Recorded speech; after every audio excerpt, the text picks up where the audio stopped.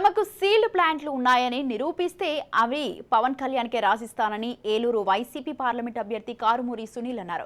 పవన్ కళ్యాణ్ టికెట్లు ఇస్తారని చెప్పి వారితో ఖర్చు పెట్టించి రోడ్డు మీద పడేస్తారన్నారు.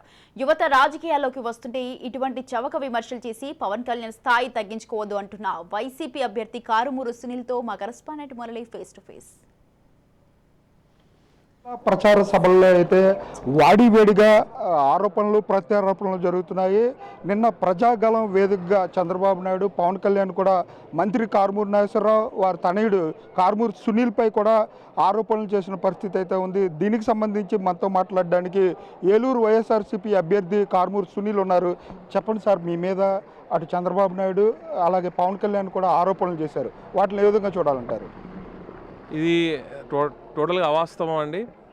నేనే చెప్తున్నాను, ఏవైతే 2 స్టీల్ ప్లాంట్లు చూపిస్తే మరి బాలానగర్లో ఉన్నాయంటే నాకు తెలియని స్టీల్ ప్లాంట్లు మరి నాకు ఎక్కడి నుంచి వచ్చాయో నాకు అర్థం కావట్లేదు. అవి చూపిస్తే అవి ఎవరి పేరు మీద మా కుటుంబ సభ్యుల పేరు మీద కానీ మా పేరు మీద కానీ ఎవరి పేరు మీద మాకు ఎవరి సన్నిధుల పేరు మీద ఎవరి పేరు మీద ఉన్నా కూడా అవి 2 నేను పవన్ కళ్యాణ్ గారికి ఒకటి, చంద్రబాబు గారికి ఒకటి గిఫ్ట్గా ఇచ్చేసి మేము మరి మా కుటుంబం అంతా రాజకీయాల నుంచి తప్పుకుంటాము. అలాగే చూసినట్లయితే 850 కోట్లు టీడీఆర్ బాండ్లలో కూడా అవినీతి జరిగింది అంటున్నారు. ఆ 850 కోట్లు ఏం చేశారు అనుకోవచ్చు? ఫస్ట్ 300 అన్నారు, 400 అన్నారు, 500 అలా 1000 అన్నారు, మళ్ళీ 800కి వచ్చారు. మరి అది ఏదైతే 2018లో చంద్రబాబు నాయుడు గారి హయాంలోనే ఆ జీవో కూడా చంద్రబాబు నాయుడు గారి టైంలోనే రావడం జరిగింది. దాని ప్రకారమే జరిగింది. ఎవరైతే రైతులు మరి ల్యాండ్ గవర్నమెంట్కి ఇచ్చారో వారు టీడీఆర్ బాండ్లు పొందారు. అందులో మ్యాక్సిమం ఆ సామాజిక వర్గం వారు టీడీపీ సానుభూతి పరలే. మరి మాకెందుకు ఇస్తారండి ఆ డబ్బులు? మాకెలా సంబంధం? ఇవన్నీ అవాస్తవాలు. ఇంకా వారు ఇంకా ఎవరో స్క్రిప్ట్ రాసిస్తే మరి వాళ్ళు చదువుతున్నారు. వాస్తవాలు తెలుసుకుని మాట్లాడాలని చెప్పి నేను కోరుకుంటున్నాను. అలాగే జాబులు రావాలంటే బాబు రావాలి, కూటమి గెలుపొందాలి, ఆంధ్రప్రదేశ్లో జాబులు లేవు, అలాగే యువత కూడా లేదు అని చెప్తున్నారు. అది ఎంతవరకు వాస్తవం అనుకోవచ్చు? ఈరోజు ఎవరైతే గతంలో 2014లో బాబు వస్తేనే జాబ్ వస్తుంది అని చెప్పి చెప్పడం జరిగింది, మరి దాని తర్వాత ఏమైందో మరి ప్రజలు ఎలా వాళ్ళని ఏ పొజిషన్లో పెట్టారో మనందరికీ తెలిసిందే. మరి ఈరోజు జగన్మోహన్ రెడ్డి గారు చూస్తే పోర్టుల డెవలప్మెంట్స్ కానివ్వండి, మన ఫిషింగ్ హార్బర్స్ కానివ్వండి, గ్రీన్ ఎనర్జీ కానివ్వండి, ఈరోజు కంపెనీలు రావడం కానివ్వండి, ఈజ్ ఆఫ్ డూయింగ్ బిజినెస్లో ఏపీ నెంబర్ 1లో ఉండడం కానివ్వండి, మరి ఇవన్నీ కూడా మరి జగన్మోహన్ రెడ్డి గారి హయాంలో కేంద్రమే మరి చెప్తుంది. మరి ఇవన్నీ కూడా ఈ లెక్కలన్నీ కూడా మరి జగన్మోహన్ రెడ్డి గారు ఒక రైట్ డైరెక్షన్లో తీసుకెళ్తున్నారు. మన ఆంధ్రప్రదేశ్ యువతీ యువకులు కేవలం ఐటీని నమ్ముకుంటే పని అవ్వదు. ఎందుకంటే ఈరోజు ఐటీ ఉద్యోగులు చాలామంది ఉద్యోగాలు కోల్పోయి నిరుద్యోగులుగా మిగిలిపోతున్నారు. అటు మ్యానుఫ్యాక్చరింగ్ మీద, ఇట్లా మరి డిఫరెంట్ అగ్రికల్చరల్ బిజినెసెస్ మీద.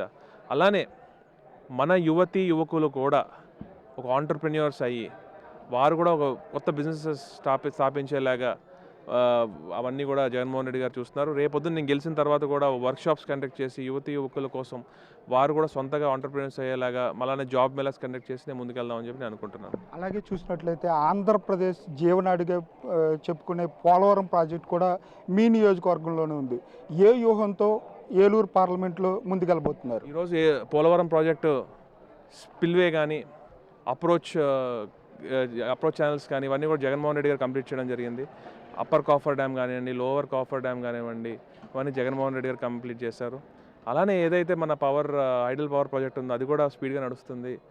మరి జగన్మోహన్ రెడ్డి గారు ఏదైతే గత ప్రభుత్వంలో జరిగిన తప్పిదాలని డయాఫ్రామ్ వాళ్ళు గత ప్రభుత్వంలో చేసిన వెనక ముందు కన్స్ట్రక్షన్ చేయడం వల్ల మరి డయాఫ్రామ్ వాళ్ళు దెబ్బతిని జరిగింది. కేంద్రమే దానికి చెప్పడం జరిగింది. మరి ఆ తప్పిదం చేసిన వాళ్ళు మరి ఈరోజు జగన్మోహన్ రెడ్డి గారిని టార్గెట్ చేస్తున్నారు. కాబట్టి జగన్మోహన్ రెడ్డి గారు మాత్రం త్వరలోనే ఈ ప్రాజెక్ట్ని కంప్లీట్ చేసి మరి మన జాతికి అంకితం చేస్తారు. అలాగే చూసినట్లయితే 7 నియోజకవర్గాల్లో ఇప్పటికే ప్రచారం ముమ్మరం చేశారు. ప్రజల వద్దకు వెళ్ళినప్పుడు స్పందన ఏ విధంగా ఉంది? మీ గెలుపు ఏ విధంగా ఉండబోతుంది? ప్రజల వద్దకు వెళ్ళినప్పుడు చాలా మంచి స్పందన వస్తుందండి. అన్నీ బాగా వచ్చినాయి, అమ్మఒడి వచ్చింది, అన్నీ వచ్చినాయి అని చెప్పుకుంటున్నారు.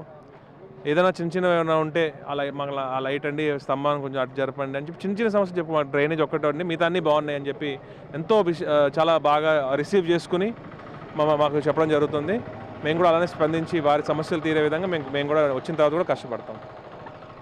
అలాగే చూసినట్లయితే రాజకీయ దురుద్దేశంతోనే చంద్రబాబు నాయుడు పవన్ కళ్యాణ్ మా కుటుంబంపై ఆరోపణలు చేస్తున్నారు.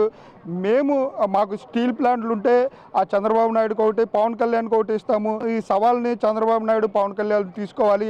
అలాగే ఏలూరు పార్లమెంటుకు సంబంధించి ప్రజల వద్దకు వెళ్ళినప్పుడు ప్రజలు నీరాజనాలతో ముందుకు వెళ్ళే విధంగా అయితే జగన్ పాలనను ఆశీర్వదిస్తున్నారు. ఏలూరు పార్లమెంట్లో కారుమూరి సునీల్ లక్షలాది ఓట్లతో గెలుపొంది జగన్మోహన్ రెడ్డికి గిఫ్ట్గా ఇస్తానని చెప్పే పరిస్థితులు అయితే ఇక్కడ కనబడుతున్నాయి. కెమెరా పర్సన్ రమణతో మురళీ రాజ్ న్యూస్ ఏలూరు నుంచి.